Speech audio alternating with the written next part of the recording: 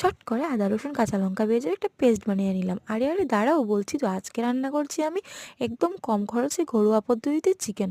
তো প্রথমেই চট করে কড়াইতে অল্প তেল দিয়ে তার মধ্যে পেঁয়াজটা ফোড়ন দিয়ে দিলাম। পেঁয়াজটা যেই তার মানুষের মতো রং বদলাতে শুরু করলো, তার মধ্যে দিয়ে দিলাম করে রাখা পেস্টটা। তারপর দিলাম একটু কালারফুল জিনিস, হলুদ গুঁড়ো, লঙ্কা গুঁড়ো। আরে লঙ্কা দেখে ভয় পেও না, আমার যেমন ঝাল আমি খাইও তেমন ঝাল। তারপর মশলাটাকে ভালোভাবে ভেজে যেই পাড়া প্রতিবেশীর নাকে একদম গন্ধটা চলে গেল, তখনই ঢেলে দিলাম মাংস, আলু আর পেঁয়াজটা। তো আমি যেহেতু কম খরচে রান্না করছি, তাই আমি আর আলুটা ভাজিনি।